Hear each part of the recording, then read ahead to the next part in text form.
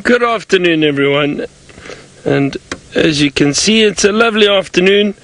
As I said, some beautiful wispy cirrus clouds at the moment blowing over Djuma, but it is warm, it is sunny.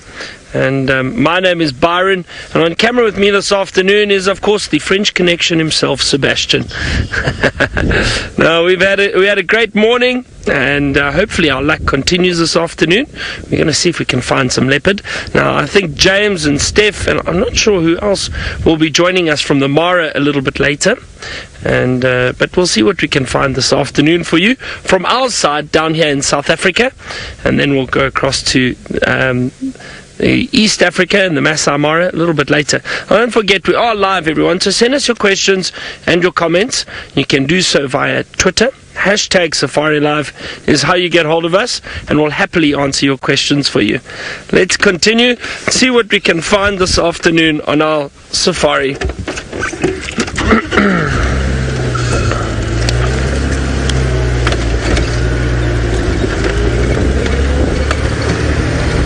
Now, as I said this morning, we were lucky. We had a wonderful sighting of a young male leopard. That was Tamba, the son of Tandi, one of the female leopards, dominant female leopards we get in this area. And we got to watch him. He was wandering around by himself. He's still a young leopard. He's about 14 months old. And we got to follow him around. He was quite playful and interested in some impala, in fact. I think it was more of a learning curve for him. He was trying to stalk them, see how close he could get. Didn't have any luck yet. Didn't have any luck there. But then bumped into a rather large warthog. But we could see that the warthog was far too big for this young male leopard to try to catch. But it was interesting to see the behavior. You just watched the warthog. Warthog stared back at him, and eventually the warthog just wandered off.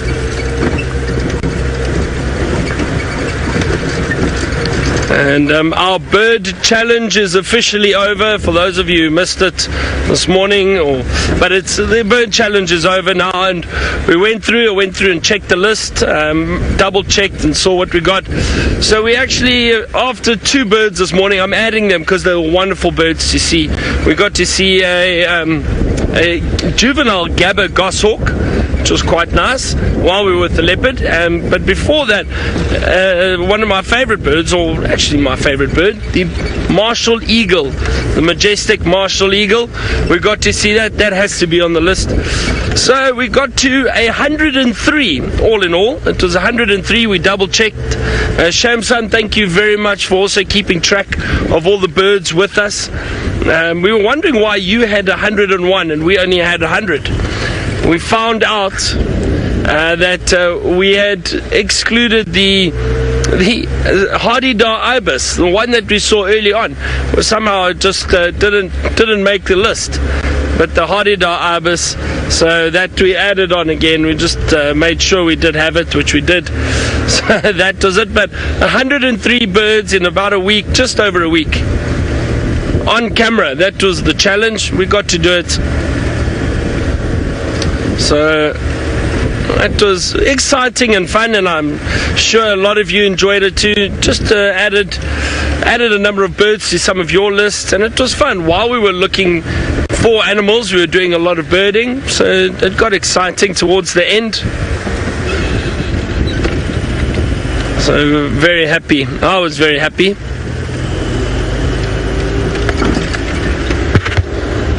I think Mara's just busy sorting out some technical issues quickly, some gremlins, but I'm sure they'll be with us shortly. But let's see what we can find on Djuma this afternoon. I'm actually going to go into that area where we had that young male leopard this morning. I'm going to scratch around. It was very thick and he was moving through a dense thicket. But I might just go and have a look and just see. Maybe we're lucky and he's lying out on a termite mound and we're able to spot him. That would be wonderful. So we'll try our luck and see. That's my plan for this afternoon.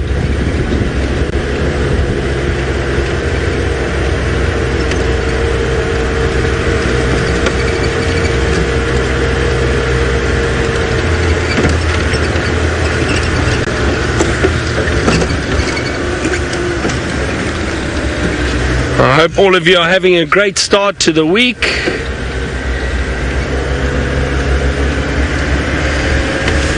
OD farming use. Asked what my favorite bird to find was. I wonder. I really enjoyed that scarlet-chested sunbird, that little scarlet-chested sunbird. I also, what else? What else did I enjoy seeing? Megan says she enjoyed the pied kingfisher. We saw it feeding on a fish. It had caught a fish. I wonder what else. Seb, what was yours? Maybe the ground hornbills. The ground hornbills. Saddle-billed storks were great, you see. Yeah. Saddle-billed storks. Marshall eagle, I think this morning was nice. There are a lot of really nice birds. The black cuckoo shrike. For me, that was quite nice because I've only seen it once before, so that was a nice surprise. The female black cuckoo shrike.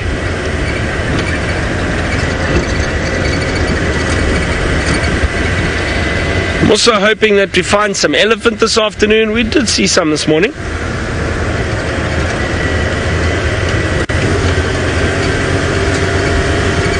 We did, hey, Seb? Yeah, we did. But we saw some this morning.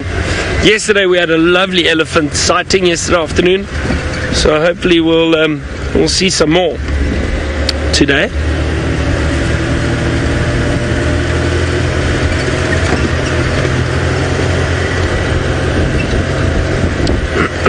Now it sounds like Steph is in the studio again and he is controlling the river cams of the Mara. Let's go across to him now and see what he has found. Good afternoon, everybody, and welcome to the river cameras and myself narrating over the feed that you get from there. I am Steph Winterboer, and what you are looking at over there are plain martins, one of the fairly common martins of this particular area, and particularly around these river crossings. And as you can see from those darker grey circles on the sand around these grey martins, plain martins, it's raining in patches all over the Mara again. And nothing can show you a picture better of that than the mountain camera view that we have from our office at the moment. And you'll see exactly what these scattered thunder showers are over the Mara. That is the epitome of the Mara for me. Blue sky, sunshine, clouds and rain, all in the same picture. Isn't that absolutely beautiful? Another thing that's remarkable about this picture is the fact that you will notice the green flush. For those of you who watch these cameras as often as what we do, you'll notice that the rain that we've had falling over the last couple of days have had a dramatic effect to the greening up of the grass. And of course, the direct sunlight, the warm temperatures and the rain means that these grass here grow, or this grass here grows at a tremendous pace. All right, something that eats the grass at a tremendous pace are wildebeests, and my friend James has some to show you.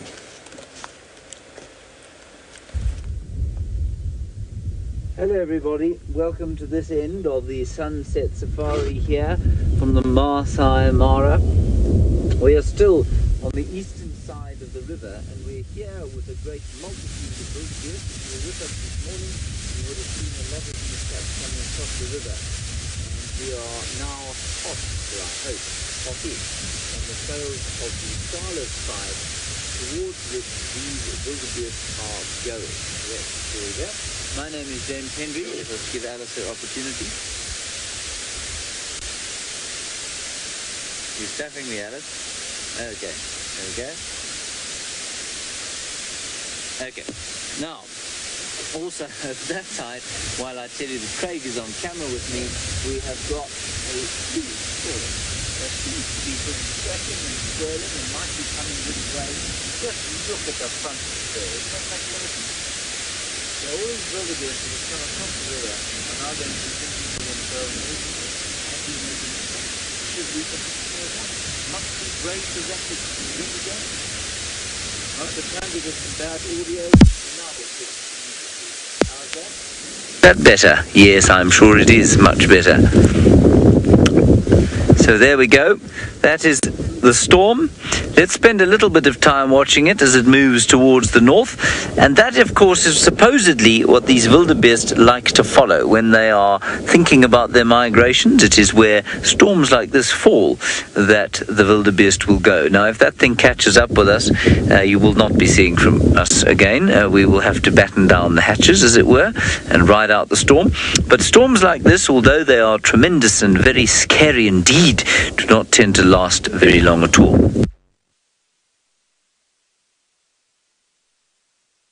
The Sala's Pride, where we think they are lurking, waiting for this long line of wildebeest to arrive in the valley of the Sand River.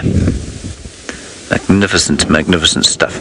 Talk to us on hashtag Safari Live, please. That's on Twitter. You can also, of course, send us your comments on the YouTube chat center. You can ask us questions there too, and indeed you can ask us questions using the hashtag Safari Live on Twitter. Marvelous stuff. Good. Now, I believe we're going to go back across to Byron, who is driving around. Now, remember, as I told you, we've got 10 seconds of delay between there and here, so I have to waffle while Alice counts me down from 10. She's on 2 now. Driving around, James. Good luck with that storm. Hope it doesn't get to you. And I mentioned this the other day. I honestly do not enjoy guiding in the rain, in the storms. It's not fun at all. Very unpleasant. Things get wet. We can't see where we're going. I don't think it's ideal.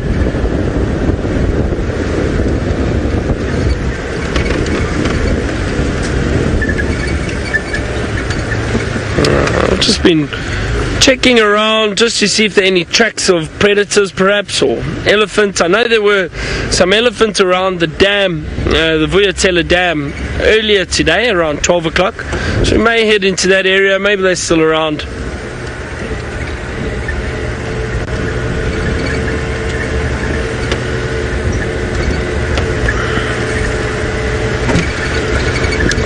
Very dry at the moment. You can see the dry conditions really starting to become more prominent now this time of year. I think it's also because of the wind, so it's very dusty, and you can see none of the trees have leaves on them at the moment.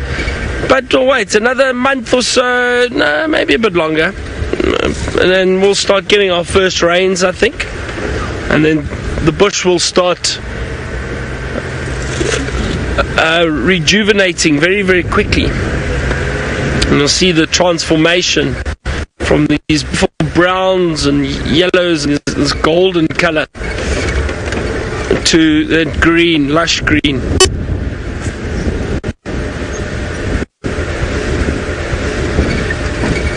Jerry, you asked, does the weather ever get that bad here, like the Mara? Do you mean the rain, or assuming you mean the rain?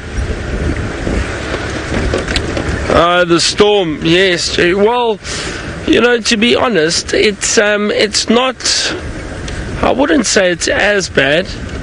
Sorry, I see there's some people photographing birds down at the dam. I don't want to disturb them. So I wouldn't say it's that bad. I mean, we do get storms, we do get thunderstorms here. Some are really big, some are wonderful big storms. It's not as regular, I think, as the Mara at the moment. I mean, with James and them, they've had rain just about every day, I think, for the last few days, last week. We do get big storms, but it's not as regular. But some beautiful storms. You can often see the lightning in the distance, and you can hear the thunder rolling in. And from time to time, you can actually see a wall of rain heading in your direction as the wind brings it in. It's great to see. It's not fun being caught out in the storm, and I've been caught out in the storm many, many times before. But it's one of those things. It can be fun, but then we head back to camp. So, alright, well, I think I'm going to just wait for these photographers to finish down at the dam, and then we'll continue past, see what we can find there. Let's head across to Steph and some buffalo on the river cams. We We do have a buffalo on the river cam. He's very far away at the moment. And of course, as you came over, he stuck his head behind a bush. But at least it gives me a chance to show you something else while we wait for this buffalo to come out from behind his bush. Why don't we go to cul-de-sac if we could? There we go. That is obviously two hippo, a big hippo and what looks like a smaller hippo. But in actual fact, that's a baby hippo lying on mommy's back. So baby hippo, they make use of the huge bulk of their mothers and of the wake that they produce where there's relatively less turbulence. Oh, look there. She's not happy with this proximity of this bull. Don't forget, this is live, coming to you from the Mara over here in Kenya. This is happening right now. And it is an interactive show, of course, as that tag at the bottom saying. You can use the hashtag Safari Live on Twitter. You can ask me as many questions as you like, and I'll try and get through as many as I can this afternoon. So what's happening over here is a mother hippo has brought her baby into this area, and what's happened is this bull hippo, which is the bull hippo of this particular pod, has decided to get a little bit close to it. There's some baboons running in the distance as well. All the way in the back there. And why this mom hippo is gnashing her teeth and shaking her tail like this is because bull hippo pose a significant threat to baby hippo. Roughly 50% of all the young hippo born in a year are killed by other hippo, particularly males who want to mate with their moms and the babies get in the way, or a little bit of displaced aggression from a fight perhaps, or being crushed by just two big bulls fighting with one another. A lot of baby hippo die, and this mother's concern is very real because of that.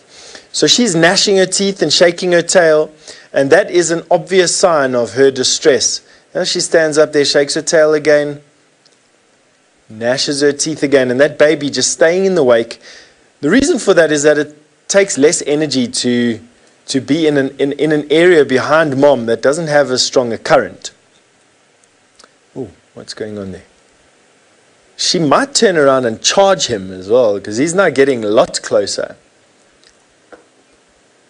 Oh, that's what is going on. O.B. Simon, I think, is that, did I get it right?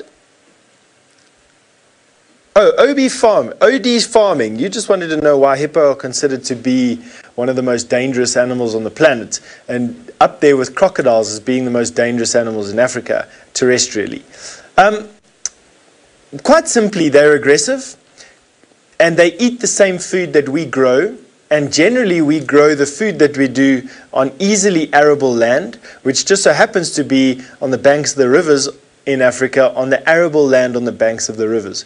And so rural Africans quite often were growing their crops on the banks of the rivers using the water in this drought-prone land and the fertile soils on the banks of rivers to grow their crops. Hippos would come out of their water at night, and you can imagine something the size of a hippo at 2.5 tons for an average big male, eats a lot of vegetation in an evening and can do considerable damage to a crop.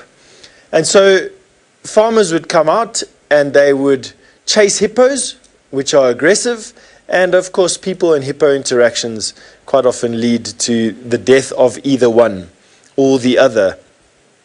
Additionally, because of the presence of crocodiles in almost all, historically in almost all water bodies in Africa, sub-Saharan Africa at least anyway, you had crocodiles. So people never learned how to swim because of this, or people in Africa don't really know how to swim, especially rural Africa.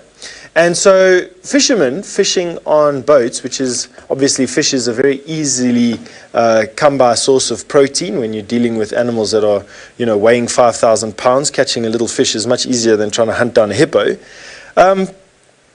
People would quite often get knocked out of boats as they were fishing in the same shallows that hippo would frequent. Hippo would bump the bottom of the boat, people would fall into the river, and of course because they didn't know how to swim would drown. And so hippos have this reputation for being deadly because of these two things. Farmers protecting crops against aggressive hippo who are hungry, and fishermen being bumped out of their boats because hippo are aggressive for one, and secondly they are fishing in the same pools that hippo like to live in, and not being able to swim because of the presence of crocodiles not allowing them to learn how to swim.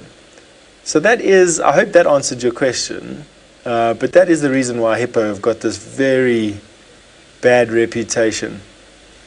This mommy is definitely protecting her baby against these guys, gnashing her teeth and making sure that everyone around her can see, look, she's not playing. She will bite you with these big chompers of hers if you get any closer to her baby. We'll keep an eye on these hippo for you. In the meantime, why don't we send you over to, I think, James, who's approaching a group of wildebeest to show you.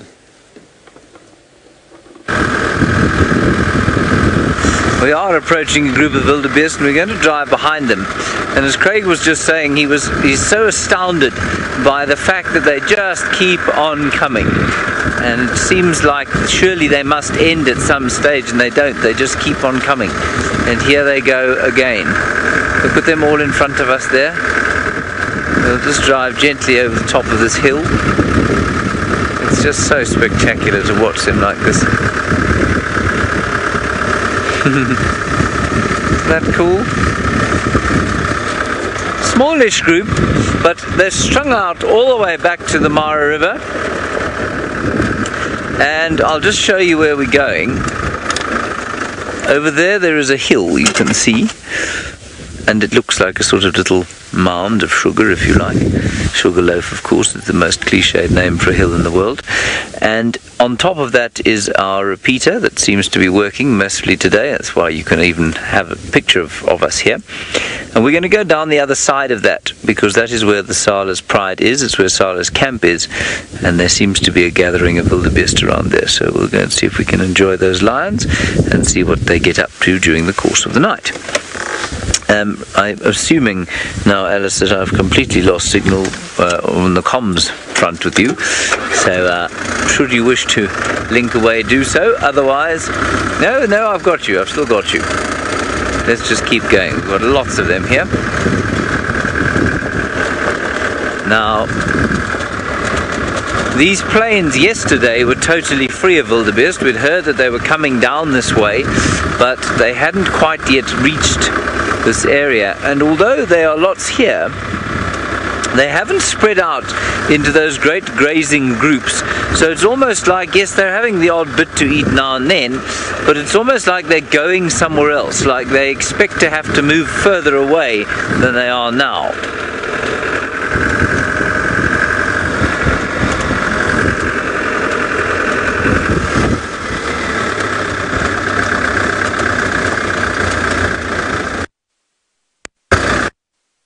I think more rain than usual. I'm told that this is supposed to be a dryish season, but that there is a lot more rain than they normally have, and certainly it seems to me like the rain is fairly endless. You will read, and somebody said actually rains end in mid-July and thereafter it's pretty much dry. Somebody said to me that that is subscribing to what could be termed junior science. It's not really an exact thing at all, and certainly the Ascaris that I have been with, though, have said no, it's still a much wetter year than we were expected, a much wetter year than normally is. We don't really know why. Certainly it's rained just about every single afternoon since I got here, I think. Look at them all running. It's just wonderful. We'll just keep going along with them. They also like to use the roads. You look at them coming next to us here.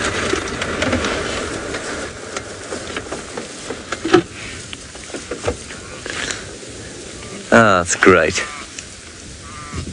They're all bah, bah, bah.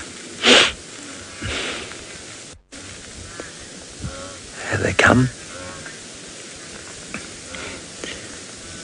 Each one of them, as I said, an individual within a massive herd. Ah, this is just very special.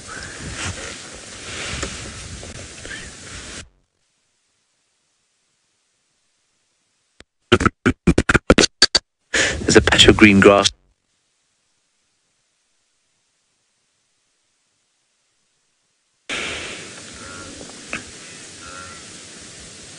And all around you can hear their wonderful sounds We might be able to hear the rustling of the grass as they run through it. Yeah, there's a patch of green, shortish green grass there. I think that's probably why they...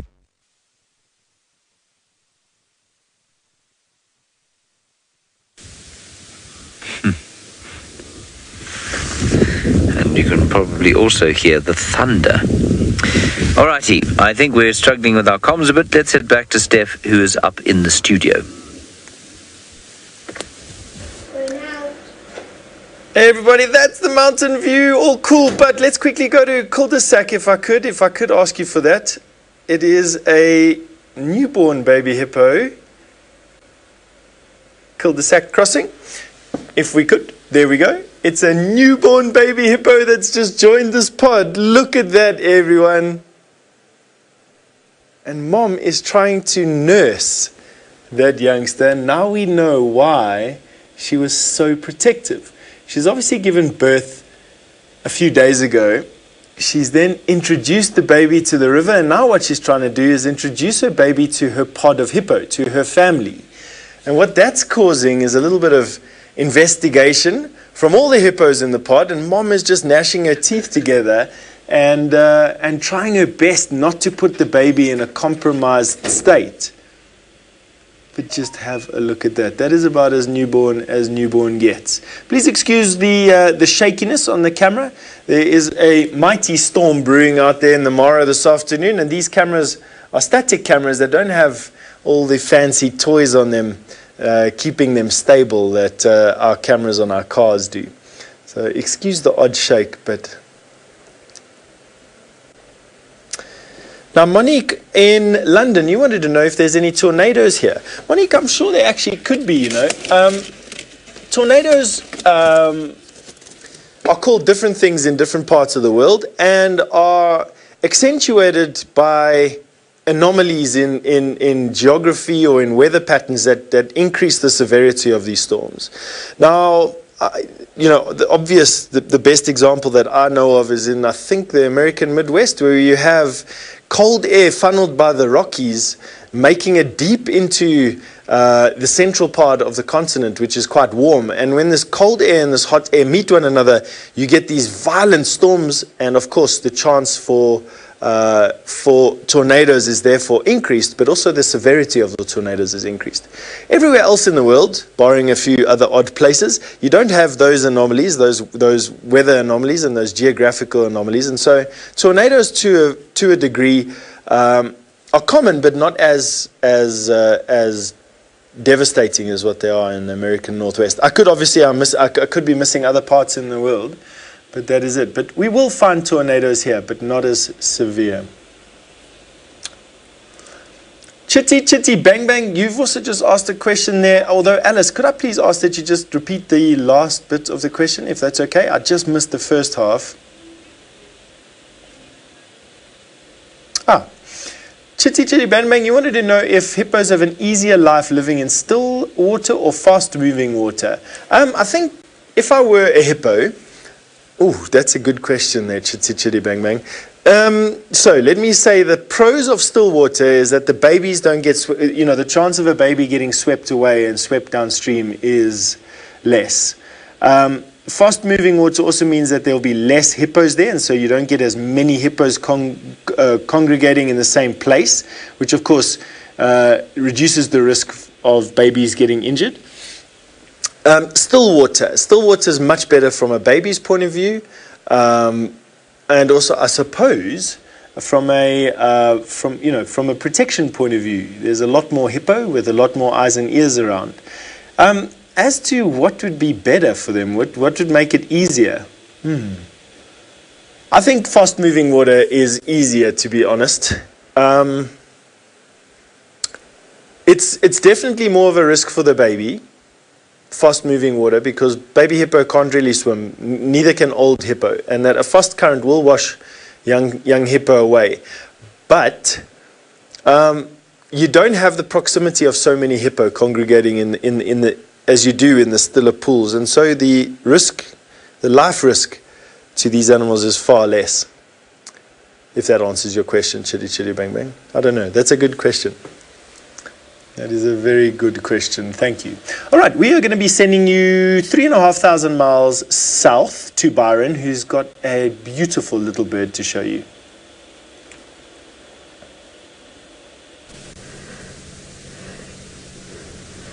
Now look what we have managed to find, a beautiful pearl-spotted owlet. And that's such a nice view of it. Just enjoying the shade, trying to hide in the tree.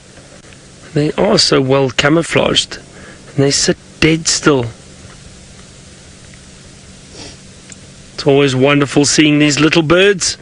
I'm sure a lot of you enjoy them as much as we do, these little owls. The wise looking owls.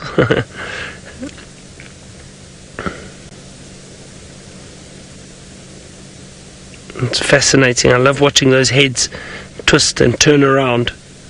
Constant on the lookout. You can see it is a bit breezy this afternoon. The feathers blowing in the wind and the trees, or the branches moving rather.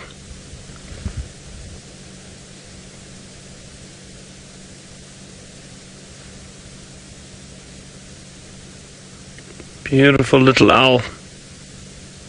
Just hiding in there.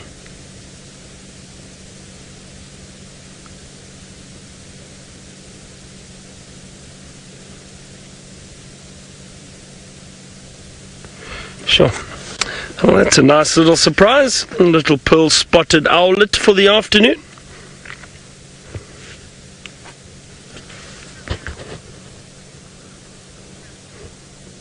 Catherine, you say it's such a pretty owl. It is. It really is. It's one of my favourite little owls.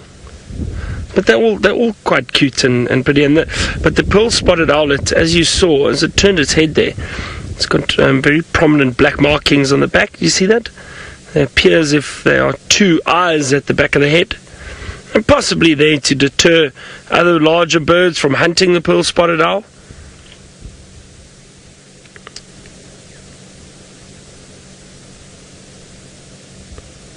And he's fixated on us at the moment. Look how it's watching us.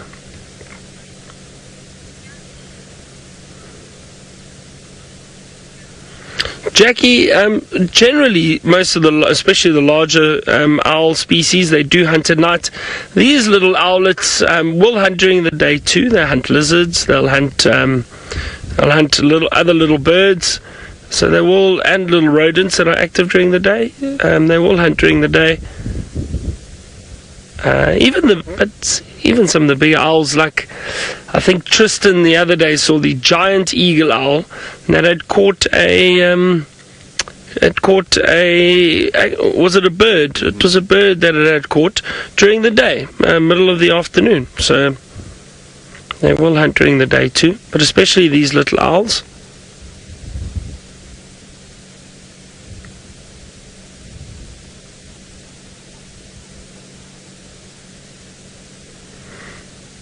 Well, that's a nice, lovely view and a nice start to the afternoon.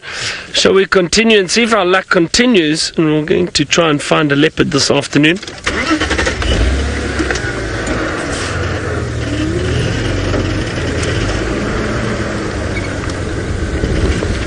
Now take care.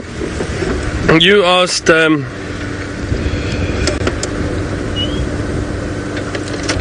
asked about these oh, sorry. Just slipped in. Oh dear. Pearl-spotted owlet, take care. You were asking about these white stripes above the eye, if they play any specific role. Let's just see. There we go. Thanks, Seb. You asked about those prominent white stripes above the eye. I can only assume that the white markings around the eye will help reflect light to the eyes, because they are predominantly nocturnal. I would assume that helps their eyesight at night. You can see it there clearly, the pearl-spotted owlet. So take care. I think it may indeed aid them in night vision and reflecting light to the eyes. So I think that it would make sense.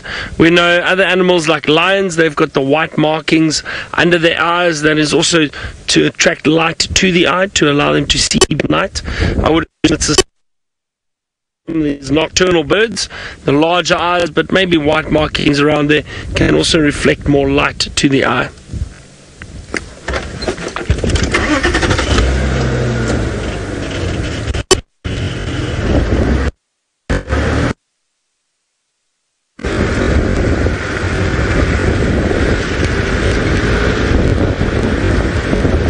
Now let's go back across to Steph with that hippo. I wonder if it's still with that little baby. That's amazing. Let's go and have a look.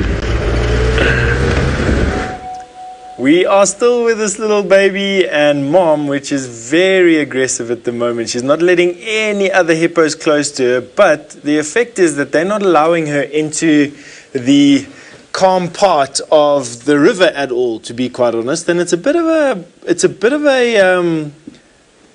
a worry, because I think she's starting to panic, you know. She's trying her best to try and move into a slower part of the river. She's trying her best to try and calm her little youngster down, but there's definitely a sense that, you know, that she's not getting it right.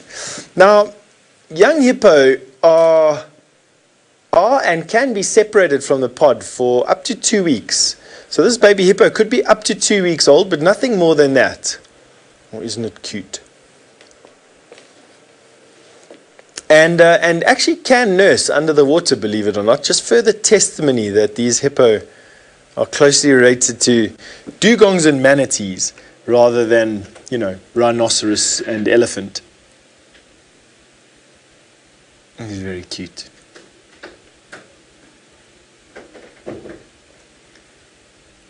Now, Andy, you want to know, how does the mother keep the baby from drowning if they both can't swim? Well, you know, hippos being hippos are quite used to being under the water, and they can hold their breath for a long time. Even a baby can hold its breath for up to 30 seconds or more, and will be in the mother's wake while she then steers it to safety. That's just fantastic. Could we go to Dusty Crossing before this flies away?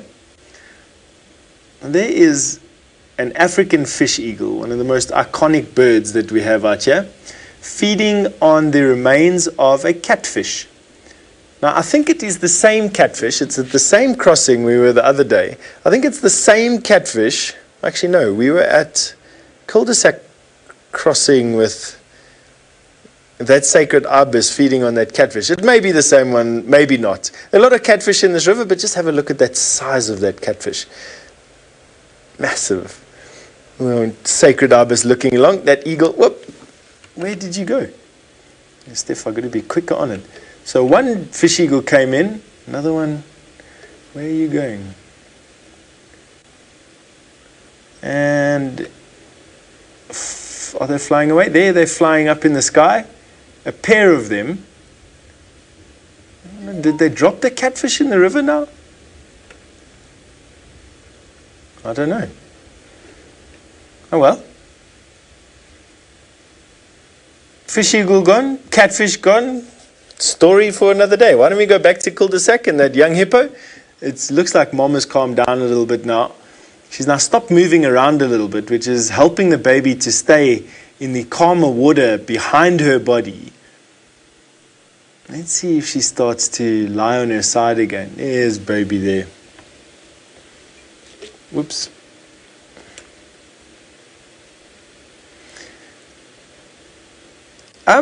A lot of you are wondering if baby hippos suckle underwater, and if so, how do they suckle underwater? They do suckle underwater. They don't normally suckle underwater, but they can suckle underwater. They purse their lips. Their lips are, at this particular age, can form a suction cup, and they will then attach themselves to mom and suck milk from her mammary glands on her belly under the water. Isn't that fantastic? Like a dolphin or like a whale.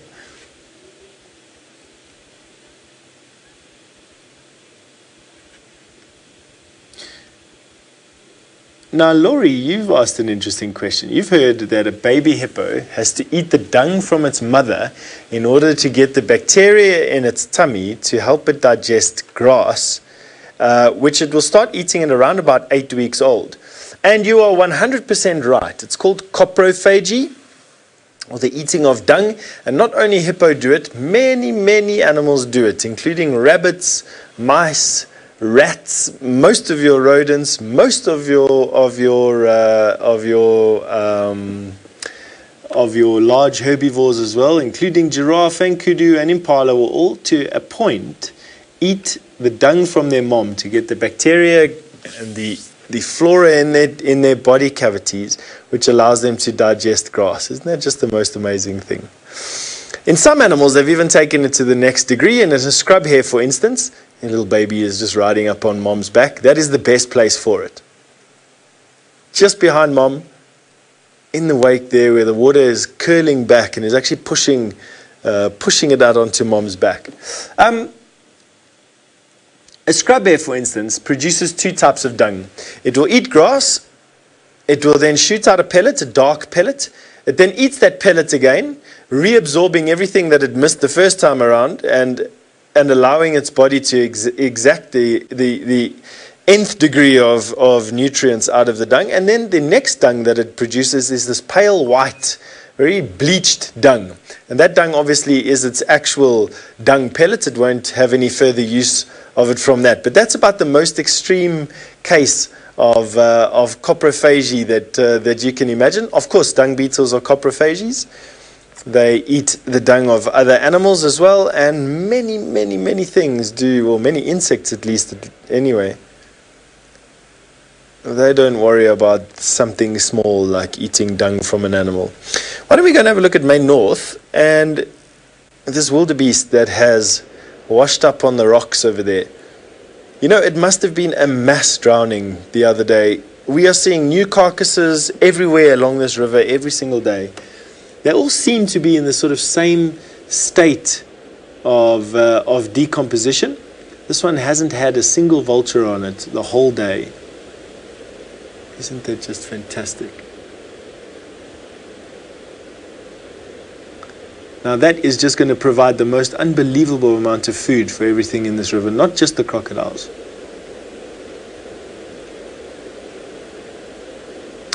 Tell us, in Canada, you wanted to know if the temperature changes much between day and night out here in Kenya. From a centigrade point of view, it probably varies less than 10 degrees between night and day. Also between dry season and wet season temperatures. It's remarkably stable here.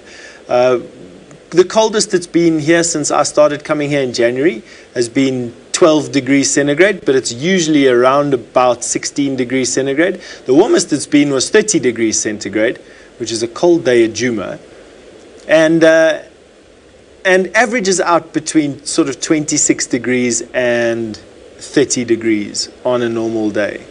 So very calm, lovely temperature out here in Kenya, to be honest. It's a beautiful climate. Let's go and see if we can find that buffalo that has been... Let's go to Main South, if you don't mind, Alice. In Main South, there at the top of the tree on the top left-hand side, you can see one of those fish eagles that was eating one of the catfish here. A lot of fish eagles, actually. I haven't seen a fish eagle that close as we did from these river cams just yet. Let's see if we can find this buffalo. There he is. What's remarkable about this particular buffalo is the fact that throughout his obviously long life, he's managed to fight off his horn points. And so he's got this almost like a rugby scrum cap look. You can see that he's missing his horn points. And that is a common thing for old buffalo, really old buffalo to have, is that through the years of them wrestling with one another, and they do so by rubbing their bosses together. A boss is that middle part of their horn, and they sometimes lock their horns together. And you can imagine something as big as this animal. This animal here weighs about 800 kilograms, so about just over 1,500 pounds, 1,600 pounds or so. And them straining against one another on their horn points quite often leads to a horn being broken off, especially if the two buffalo are the same size, and they're vying for the attentions of a female, which means that they won't back down until there's a clear winner. You know, boys and their wrestling. But what it does do is it gives these old buffalo this quite comical look, and I quite like it. I don't think it's the best looking buffalo that you get out there, but it definitely isn't too bad. All right, why don't we send you back down south to Byron, who's busy bumbling along in the winter sunlight at Djuma.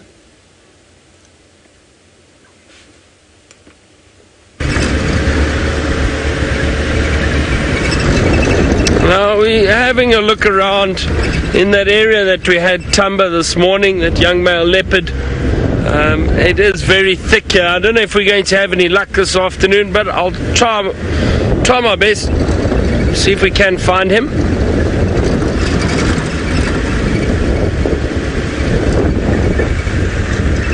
I'm scanning and checking on top of the termite mounds and in trees. Because it was a lot warmer today, it's a possibility that it may just be in the shade somewhere.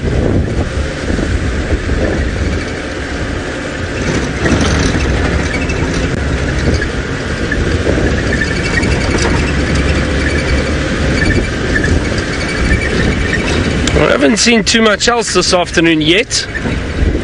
Not yet anyway. Maybe we have some luck with elephant. I'm trying to check these roads very carefully for any tracks of this young male leopard, but I think our best bet is to just try to spot him. Maybe if he's lying in the shade somewhere or on a termite mound. So I think we should check very carefully here, Seb.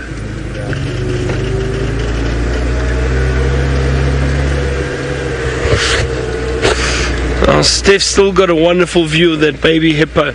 Let's go back to him and another look. Mom has now lain down on her side. Baby is tucked safely away behind her big belly. There, you can see it over there. And going down, probably having a nice drink, and then coming up every now and again. You can see how that mom hippo very effectively blocks the current.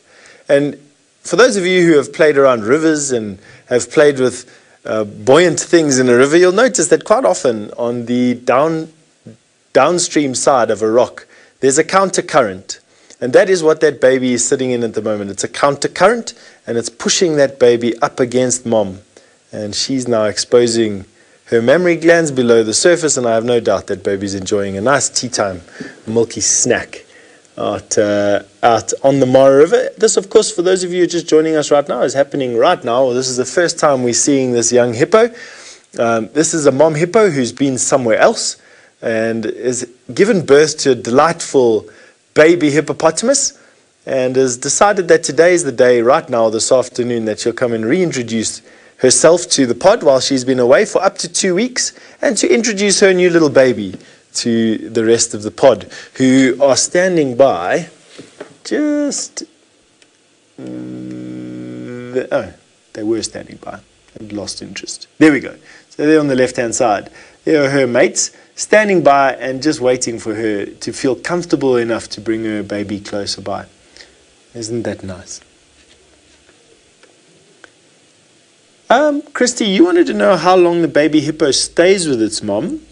They become sexually mature by about 15 years of age, and will live to a ripe old age of about 45 to 50 years old at its outside, probably closer to about 45 in the wild.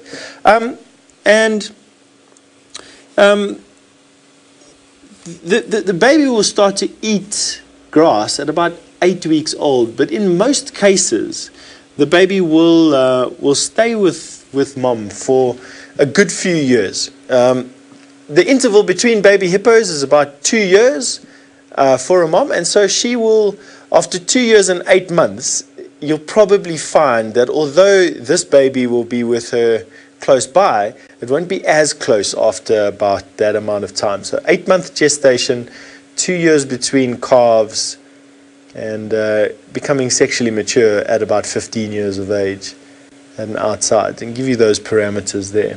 Why don't we go to the mountain cam view, if you don't mind, while we're waiting for baby to come up for another breath. Have a look at that fantastic view from my office window at the moment. That is, of course, Angama Mara on the right-hand side in the Ululolo escarpment. And I am perched just below the camera with a massive window in front of me, and that is what I get to see every single day, all day. Isn't that just fantastic? Here we have those big cumulus clouds. That is what those anvil-shaped clouds are on the right-hand side. That is where we get lightning and thunder from, and where we get all our heaviest rain, and potentially, I haven't seen it here yet, but potentially even some hail if those clouds go high enough up into the atmosphere for rain to freeze and for winds to be big enough for the ice drop to fall and then to be picked up again and get another layer of ice and dropped. More water, then back up again for more ice, then down for more water, then back for more ice, eventually becoming too heavy for the winds to sustain, and then they will fall down and out of the cloud as hail. Right now, though, I don't think that cloud is high enough. Not here. Although, that being said, we are 2 kilometers above sea level here, and those clouds look mighty high, don't they? Paula, you said it looks so ominous. It does, actually, don't you think? I must be honest with you that it has a lot to do with the camera that I've got there. I can make it a bit lighter. Although that would be, that would be false, that me playing with the iris of the camera. What is the closest to what I'm looking at right now is that. Although even not that, because I've got some yellow that I can see on that big cloud there, the sun busy shining on it. A beautiful picture though, isn't it? Baby's come back out again, so if we can go back down to cul-de-sac. There we go, baby's sticking its head out. It's had a snack and is now just resting up in that reverse current against mom there. Oh, isn't that cute?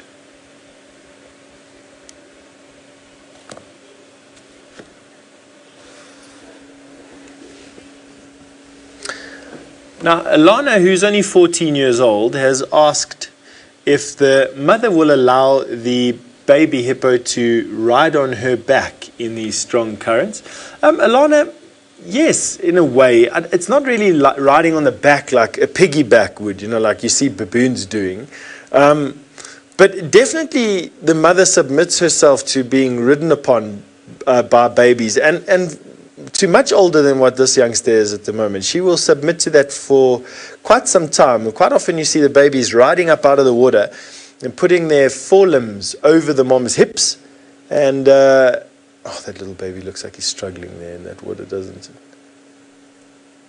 I wonder if it exercises them and makes them stronger. So just to finish off that comment there, Lana. So the youngsters who have learned the trick now will ride up on mom's back and put their forelimbs over mom's hips and will then relax out of the current while mom sort of has to put up with it.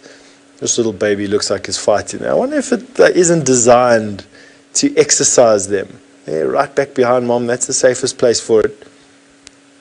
Try to come up next to mom, but couldn't. Oh, that's just very cute.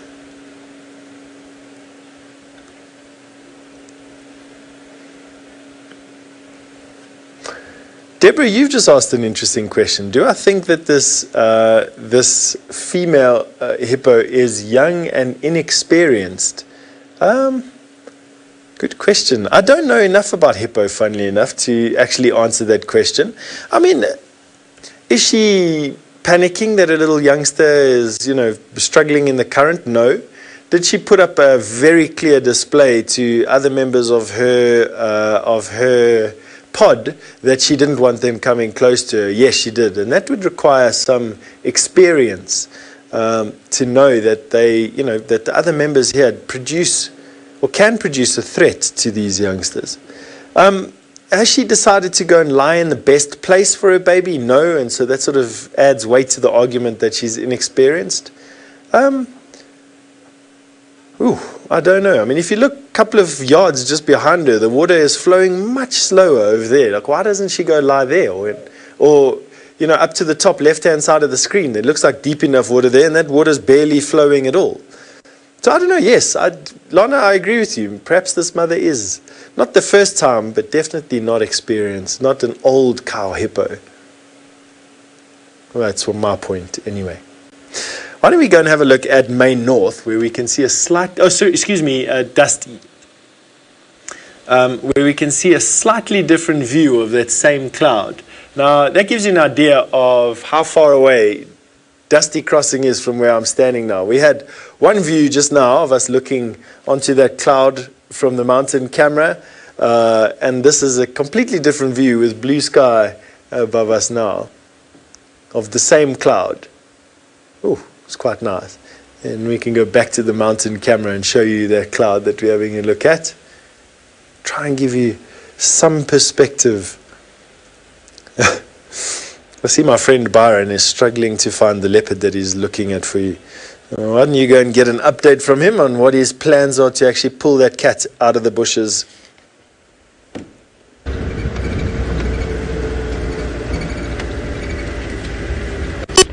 We haven't had any luck yet, but no sign of this young leopard. It's so thick here. He could be lying down in the shade somewhere, and I don't think we would spot him. I'm hoping that if we don't have any luck now, I might continue, move through a different area and come back around here later. Maybe we have some luck with him lying out in the open once the temperatures dropped a bit and it's a bit cooler. We're scanning the trees very carefully. Shady termite mounds.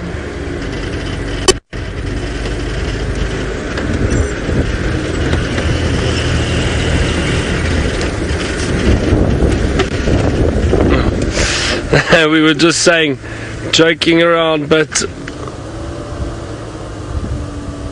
actually there's a beautiful bird on the ground, Seb, just off to the left-hand side of the road. Double-banded sandgrouse.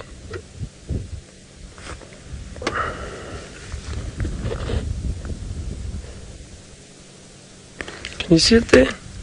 It is very well camouflaged. Go up, there we go, if you can see it, there it is. Look at that, see how well camouflaged it is? Double-banded sandgrouse. Beautiful little bird.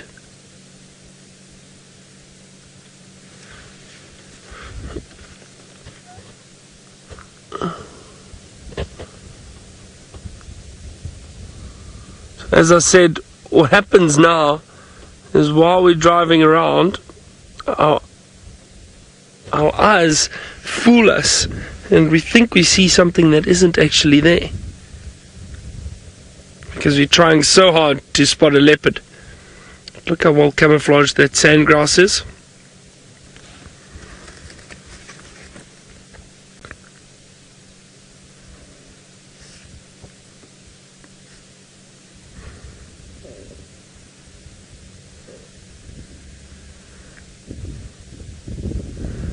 I can hear a vehicle coming, so I wonder if they are trying to look for the leopard too.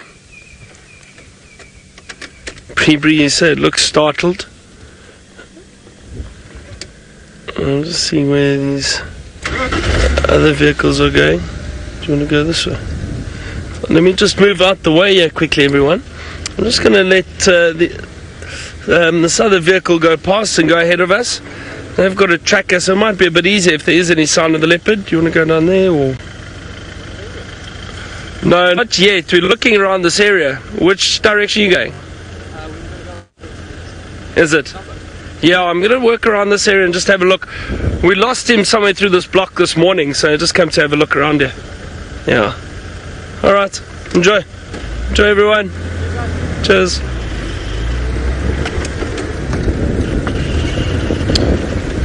And I'm interested in looking for a leopard. Thought with the tracker on the vehicle it might be a bit easier to see if this young leopard's crossed the road anywhere.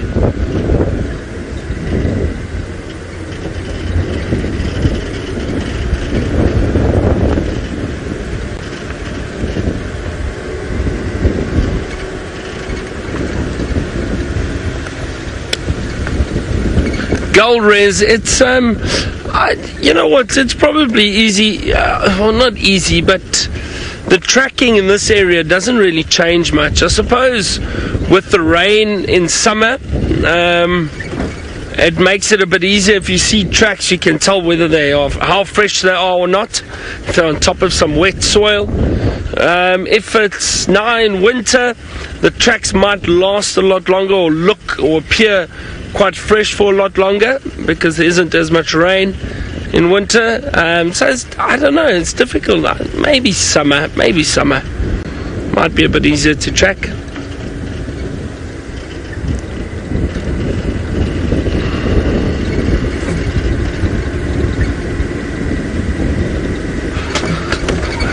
No sign of this young leopard anywhere.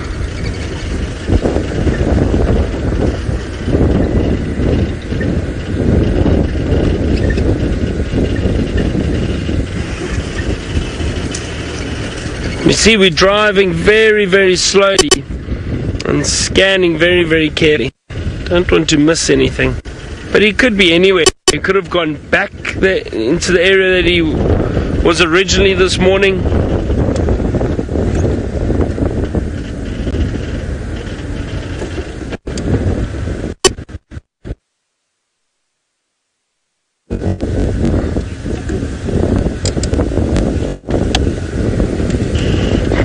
Tom, if it was around this time of the year, look much better than they do compared to last year, because they're drought. All right, good now, but then Tom, definitely much better condition this time of year than they were last year. Let's head back across to Steph on those river cams and see what's happening in the Mara. There we go. We are still with this mommy hippo and her baby. Baby's just managed to make it up to mom's head before being shoved in the current backwards again. Let's see where it ends up this time round. Right, there we go. Popped up at the back, trying to climb up on mom's back still. She's just having a relax at the moment, while baby is exercising up a storm. I can guarantee you, when mom goes out this evening to feed, I don't think this baby is going to be very energetic. I think it's going to be a very tired little youngster that ends up following mommy around. It disappears again. Good couple of seconds. I'm judging that by the counts we've got probably about 10 or 15 seconds between breaths. Silla, you wanted to know, how do I tell the difference between male and female hippo? That's actually quite difficult to do without some experience, and only possible really when the hippo are already large and fully formed. Female hippo tend to have sort of more rounded bits all over their bodies. They've got a more rounded skull, more rounded neck, more rounded shoulders, whereas male hippo tend to have sort of these overly developed muscular bodies, this very robust, overdeveloped skull, massive teeth, massive bodies, massive bony structures everywhere. And so male hippo are generally just bigger than what female hippo are. I suppose you could say that they look more masculine, whereas a female hippo, when you've seen enough hippo, then you could say that female hippos look more elegant and more feminine.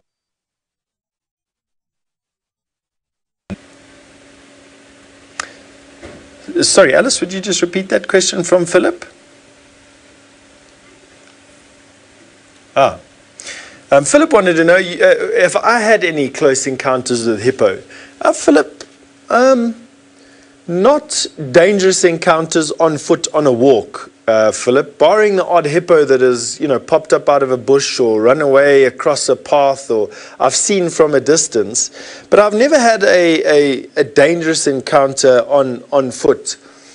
I will remark on a sighting once that we had. It was New Year's of 1999 going into 2000. We were celebrating the New Year's by standing on a sandbank as very inexperienced young field guides full of bluff and bravado. And a hippo bull came up out of the reeds and right up to the group, but not out of the water, sort of right up to the group, and was opening up his mouth and yawning and making all these noises and sort of rushing out of the water and going back in again. We didn't take any notice of it, barring just sort of this odd the fact that it was odd behavior. And one of the guys that we were with, a gentleman who's a mentor to me then and is a mentor to me still, a gentleman called Tony Rumerman, who lives in Arusha at the moment. He got very concerned that this hippo was exhibiting behavior just before it was about to charge out of the water, and eventually got us all to leave the island very quickly along the sandbank, and we left. But that would probably be about the closest that I've come. That being said, though, hippo, I wouldn't like to be on a little boat in the Okavango Delta, for instance, with all those hippo there. I haven't spent a lot of time on the water in the Delta, some, but not a lot. But I can imagine that there, also on the Luangwa River, the hippo there bump people out of boats all the time. They definitely have earned my respect in terms of being big, angry, and not in my experience, but definitely from industry peers and colleagues, definitely had their fair share of battling with hippo. This little youngster is having a proper swim, whether he likes it or not. It's just amazing.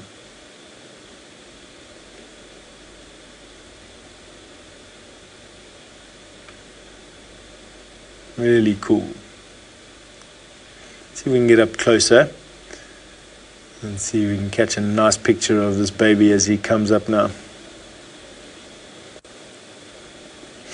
Chrissy, you just asked how hippos tolerate the cold water. They don't actually, Chrissy, to be quite honest with you. Hippos don't tolerate cold water at all, and so you don't see them in areas where water temperatures get below 16 degrees. They're really only common in Africa's great rivers, and then above the Tropic of Capricorn, they become, and towards the equator, and obviously north towards the Tropic of Cancer.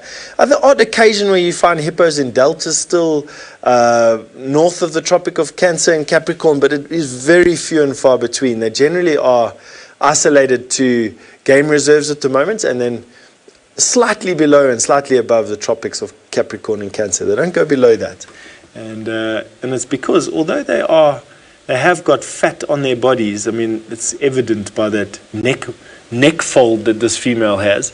And the fat probably is about a hand's deep. You have to cut into a hippo's skin from the outside of their skin into where you start getting any meat is about a hand's depth of fat and blubber.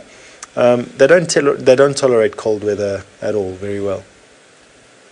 Yes, Mom, I think you need to give this little baby a rest, man. Turn your body sideways again or go into some shallower water. This poor little thing porpoising now next to Mom. Come on, Mom. Baby doesn't look like it's having fun. Oh, there we go. So he was just having a swim. Leo, hippos live for about 50 years in captivity. So you're looking at probably around about 40 years in the wild. Not that anything's really going to kill a hippo in the wild, barring drought, severe drought that dries up pools, creates a mass concentration of hippo around the last pools, and they will kill each other in these pools. They become very aggressive and territorial in these pools. Bull hippo fight one another constantly, and young hippo like this just gets stuck underneath all these hippo moving around. Drought also has the